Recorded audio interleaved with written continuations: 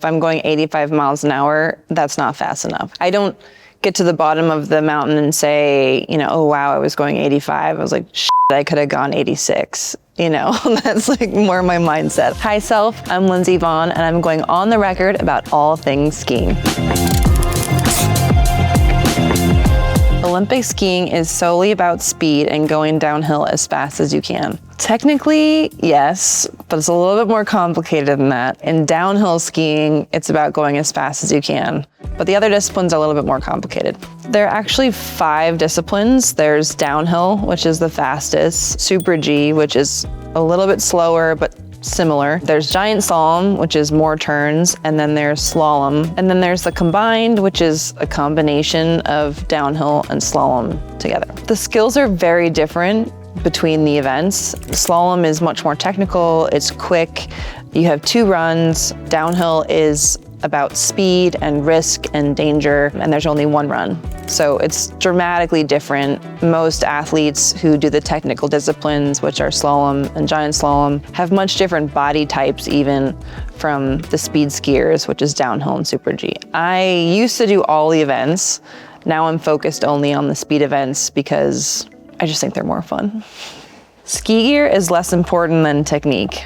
I mean, you kind of got to have both, but also if you're not very good, ski gear is important because you kind of fake it till you make it. You have to have good skis, good boots, everything has to work together. You combine that with good technique and then you have a fast setup, but you can't have one without the other. There's a million different things that you can do with your equipment in skiing. It's kind of similar to a Formula 1 car. You can make all sorts of adjustments. For us, and for me specifically, I focus on my boots. I change the canting, so the angle in which the boot sits in the ski, which decides how quickly or less quickly your ski turns. You can also adjust the angle of the upper part of the boot, which then changes the direction of your knee and how that works together. You can change the angle of the binding. There's literally a million things that you can do. I don't have that much time, so I have to really pick and choose what's the most important thing to make me faster. Thankfully, I think I figured it out, so I'll be hopefully in good shape for the season. Go on the record about your relationship to pain as you continue to compete. Well, thankfully, I can announce that I have divorced pain. I've signed the paperwork. I am completely separated. I feel amazing. My knee feels perfect. I mean, the rest of my body is another story, but my knee feels great, thankfully. I've had a very long relationship with pain for a very long time. I think this is the only time divorce is an amazing thing. I've had so many injuries, it's hard to pick one, but I would say the first time I blew my knee out, which was ACL, MCL, tibial plateau fracture, and I tore my MCL off the bone. That was a pretty complicated and long rehab, and that really was the first domino that fell that kind of led me down this path of many, many injuries. When I got back on the snow after my knee replacement, I was just waiting for the pin to drop, that at some point it was gonna hurt. I was just waiting for it to feel like it used to, but it never did. And it made me so happy. Training can only take place during winter months. That is not true. We chase the snow year round. I actually just got back from Chile. So the Southern Hemisphere, when it's our summer, it's their winter.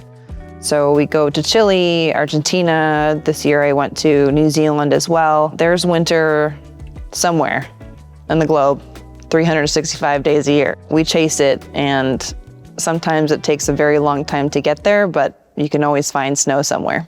Mental preparation is just as critical as physical training. Yes and no. I think, everyone has their own technique or their own mental preparation. I get mentally strong from my physical training. So the more I train, the stronger mentally I am. I've never been in a relationship with fear because I don't think fear really exists for me. I think it's a state of mind and it only limits you. It's your perspective. I think we tend to let fear get the best of us. If we looked at it maybe through a different lens, we would see that there's really opportunity. And of course, I could get injured, I could die skiing, but I could also get hit by a car. I'd rather do something that I love to do and not think twice about it than be afraid and worry and waste energy on something that I can't change. And I am constantly searching for speed. That's what makes the sport exciting to me. Like other Olympic athletes, pro skiers make a majority of their income from prize money and brand sponsorships. Yes, that's absolutely correct. We make literally $0 from, we don't have any government support, which is unlike any other nation. And I think when you win the Olympics, it's like $50,000 or something like that. And that's before taxes. We rely heavily on our brand ambassadorships and our sponsors. And I'm very lucky that I've had sponsors that have been with me for 20 years. And even after I retired, they stayed with me. So now that I'm back racing, they're pretty happy because they bet on the right person. I think to really sustain yourself financially, you need to be in the top 10. I mean, you're seeing a little bit of money if you're in the top 20, but it's pretty hard to get by unless you have meaningful sponsorships. The US ski team pays for travel and training and all of those things that are associated with racing and preparation, but you don't make really money on top of that. You really can't have any expenses. I know we used to have like Olympics partnerships where you would work part-time and get paid a full-time salary. So there's things like that where you can, have the system work for you. And there's also opportunities like the Olympic Training Center, and they have multiple training centers in San Diego and New York where athletes can go and train for free, and they get their food paid for and their physical therapy paid for and all of those things. It becomes more manageable, but it's really hard, especially for athletes that have families. I don't know what the stat is on Olympic athletes and having to work second jobs, but it's a pretty high percentage. You have to start skiing as a young child to go pro. I mean, you don't have to. There are definitely people that I know that started skiing when they were 13 and were kind of weekend warriors and then eventually made it to the team. Most parents are putting kids into sports so young, and that gives them really helpful head start, but it's not a mandatory thing. I mean, my dad was a ski racer, and he was actually coaching while going to law school when I was born. So oftentimes I would be actually on his backpack while he was coaching before I could ski. And then as soon as I basically could walk, I was skiing. There's never an age that you're too old to do anything, especially skiing. The difference is a lot of times the older you get, the more fearful you are.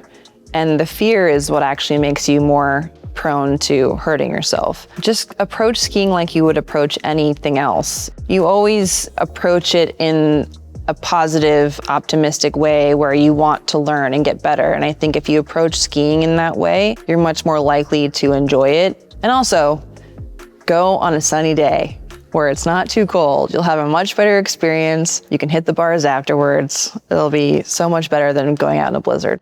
Athletes are not allowed to wear makeup while skiing. Definitely not true, although I was kind of one of the first people to wear makeup skiing and I got ridiculed for it. I always like to put my best foot forward. For me, makeup makes me feel more feminine and more myself. I wear full makeup when I ski, and it's really the only part of my body that I can show my personality in. I'm in my race suit, my helmet, my goggles, and my face is like all you can see, so I want to look my best. So it is definitely allowed, just not everyone does it. Skiing is 100% weather dependent with little flexibility around changing conditions. It's not really true because we race in blizzards. I've raced in rain. I've raced in varying conditions that probably aren't necessarily safe. The only thing we really need is snow. I mean, everyone has their preference, kind of like tennis. Some people like grass or clay. For me, I like Cortina.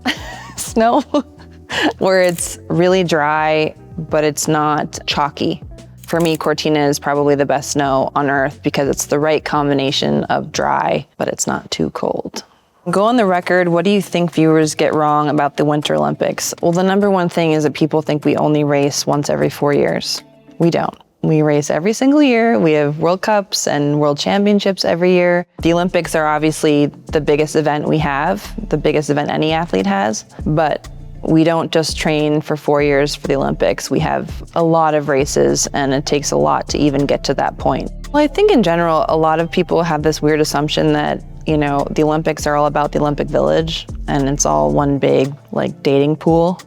I've only stayed in the Olympic Village once in my entire 4 years of being an Olympic athlete, or 4 Olympics that I've been in, because it's really hard to focus. There's so many people, there's so many athletes, which makes it an amazing experience. You get to meet all these people. But for people that are really focused, they usually tend to stay outside of the Olympic Village. And for winter sports specifically, we don't usually get to stay anywhere close to where the opening and closing ceremonies are, where all the other athletes are. We're like up in the mountains, we're away. We don't get the same experience that most Olympians get, and especially most summer Olympians. It's still an amazing experience nonetheless. There's less pressure to win after continually proving that you're a champion.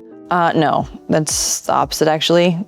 Usually when you win, then people expect you to win again. It's like a never-ending snowball. The more you win, the more pressure you have. I feel like being the underdog is the easiest place to be. It's kind of weird, these Olympics. I'm both the underdog in a lot of ways because I'll be 41 years old, but I'm also expected to win at the same time because I've won before. I'm going with the underdog. I'm just gonna pretend like I'm the underdog 100%, and I think that mentally makes me feel like I have less pressure, even though that's absolutely not true. This will be my 5th Olympics, so I know what to do. I know the pressure. I know what it takes to win. The Olympics they're a different environment than you experience anywhere else because you know the world is watching you. You literally have billions of people expecting you to do something for your country. And a lot of those athletes, this will be the first time experiencing that type of pressure. So I definitely have an advantage because I know what to do. So my age in this particular circumstance definitely lends well to being able to handle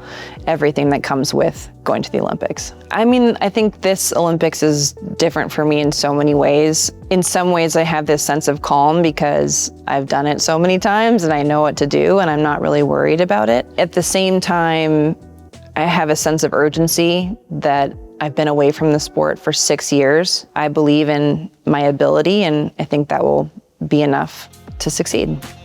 Well, I hope being on the record helped clear some things up, and I'll see you in Cortina. Thanks, Self.